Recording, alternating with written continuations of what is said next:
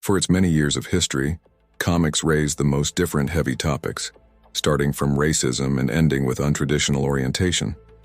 Along with all this, another thing that from time to time jumped on the pages of various publishers is the topic of sexual violence. It is about such cases that we will talk about in this video, and opens our list of one of the most famous sexual violence in the comics of the DC universe, namely the case with Sue Dibney. Sue is the wife of the superhero Randolph Dibney, also known as the Extending Man. It so happened that close heroes often find themselves in danger and become objects of attack. The exception was Sue, who in the miniseries called Personality Crisis, dies at the hands of her husband. But on the pages of the same series, there is another unpleasant incident from the life of a girl. Once upon a time, Dr. Light penetrated the orbital base of the League, on which at that time there was no one but Sue. Without thinking for a long time, the villain blinded her with a flash and raped her. Subsequently, the League grabbed Light and found out that this was far from the first victim of the rapist. A no less famous case happened on the pages of the comic book The Killing Joe, where the victim of violence was Barbara Gordon. It happened in her own apartment, where the Joker broke in. The psychopath shot the girl, thereby paralyzing her below the waist, but this seemed little to him. He completely cut Barbara and made a series of photos, where the daughter of Gordon, covered in horror, is beaten in agony. And although it is not known whether there was a place of rape, it still remains a very cruel act with a sexual subtext. But not only girls became victims of violence. In the 93rd issue of the solo series of comics about Nightwing, a former student of Batman is experiencing a serious personal crisis. Supervillain Blockbuster finds out that Dick Grayson was hiding under the mask, and in the heat of their next battle promises to kill everyone the hero ever knew.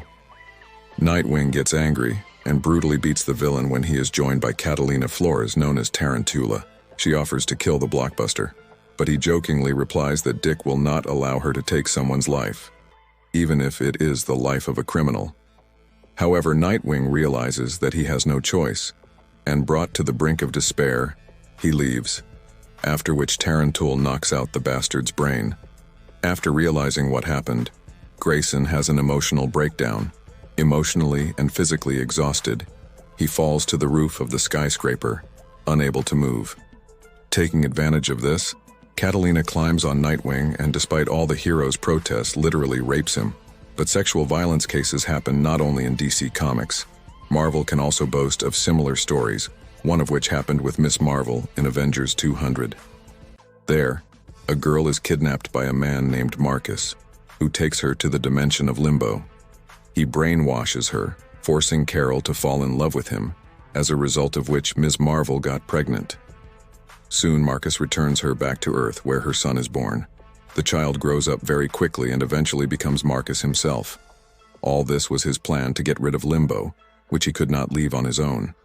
But formally, it can be said that Carol Danvers was raped by her own son. The topic of rape has repeatedly been touched upon in other Marvel comics. For example, in the 4th issue of the 3rd volume of the comic The Ultimates, Pyro and Mastermind decide to sexually abuse the captured Valkyrie. However, already in the next issue, they regretted it and paid with their lives.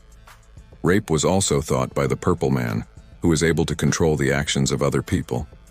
For a long time, his victim was the superhero Jessica Jones, which is clearly demonstrated in the comic book Alias Number 25. Felicia Hardy becomes the victim of sexual violence, hiding behind the mask of a black cat.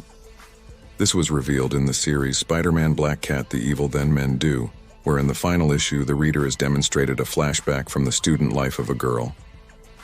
In it, she meets, at first glance, a nice guy who, however, does not miss the opportunity to rape Felicia.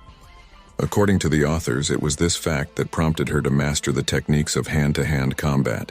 However, the series is not limited to this, and in several previous releases the Black Cat was also a victim of violence.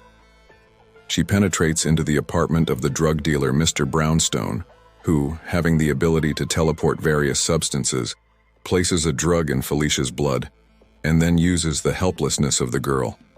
And once the cactus of sexual violence approached Eddie Brock, It happened in the release of Venom: The Madness 2, where a mad symbiote tried to take the strength of his girlfriend. Fortunately for that, Juggernaut intervened in the situation, who distracted Venom. The scene of sexual violence can be found in the comics of other publishers. One of the strangest rapes can be seen in the comics of The League of Outstanding Gentlemen by Alan Moore. When an invisible man betrays his comrades and attacks the mine Harker, which sympathized with Mr. Hyde, he swears to take revenge and tracks the bastard. He brutally beats him and then literally rapes him to death. Another rape scene can be seen in the Invincible comic, which tells about the superhero Mark Grayson, known as the Invincible. In the 110th issue, Mark encounters Anissa, a representative of the Viltrum Empire. The girl offers to pair up with the hero. He repeatedly refuses. Losing patience, Anissa attacks Mark and presses him to the ground. Unable to cope with her, the Invincible helplessly watches as Anissa tears off both of their costumes and rapes him. And that's all. If you enjoyed the video, subscribe to our channel